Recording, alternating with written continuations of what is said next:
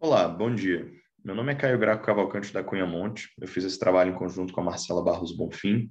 Nós somos acadêmicos de medicina do UniCeub.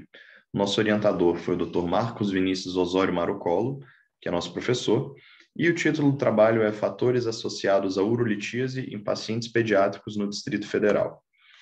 Então, uma condição incomum na faixa etária pediátrica, a urolitíase, com sua prevalência variando de 0,1 a 5%, dependendo da localidade, mas nos últimos anos tem se observado um aumento da incidência, que pode estar relacionado a fatores nutricionais, como redução de ingesta hídrica, até aumento do consumo de proteína animal, da ingesta de cálcio, de sódio. Também tem desordens metabólicas, que boa parte das vezes acometem esses pacientes, a gente vai falar ao longo da apresentação, e também tem uma carga genética associada, observação de que boa parte dos pacientes apresentam história familiar positiva para nefrolitíase. Então, nosso objetivo era traçar os fatores associados à urolitíase em crianças e adolescentes do Distrito Federal.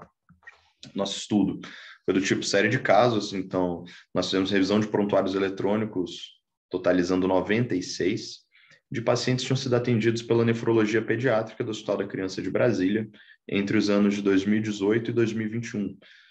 Depois nós fizemos uma análise estatística descritiva e levantamos os resultados.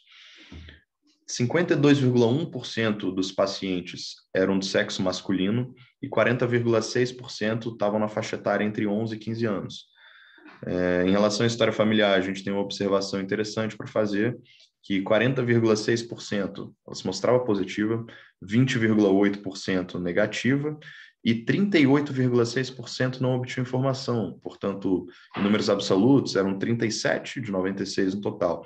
Se a gente tivesse informações a respeito da história familiar desses 37, seguindo a distribuição natural de praticamente o dobro da positiva para negativa, facilmente a história familiar positiva seria maior do que 50%.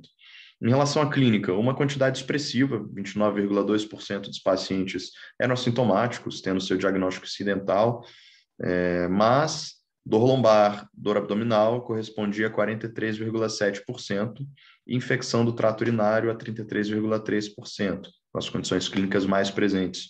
Também haviam outras formas clínicas, pacientes que manifestaram hematúria, febre, distúrbio miccional também. Comorbidades gerais. Na maior parte dos casos, os pacientes não possuíam comorbidades, mas quando ela era observada, a obesidade ficou em primeiro lugar, com 9 pacientes. Em segundo lugar, asma, com 7, dislipidemia com 6, constipação com 5, e rinite, hipertensão, gastrite, síndrome de Down, estando relacionados a um número de pacientes muito pequeno, que não é estatisticamente relevante nesse caso. De alterações metabólicas, apesar dela estar presente em menos da metade, ela representava 47,8% dos pacientes, o que é uma porcentagem bastante expressiva, é um número muito considerável.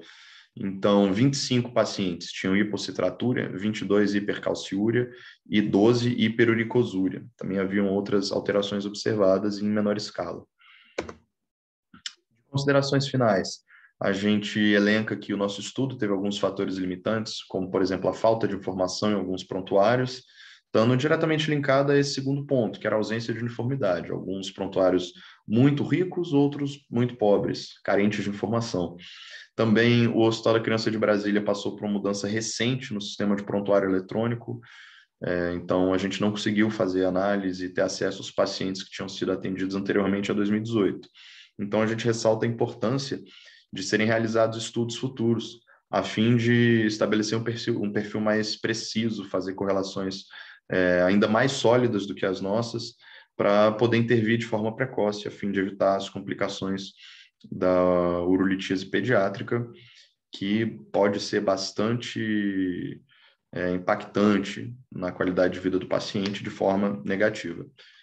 E essas são as nossas referências. Muito obrigado pela sua atenção.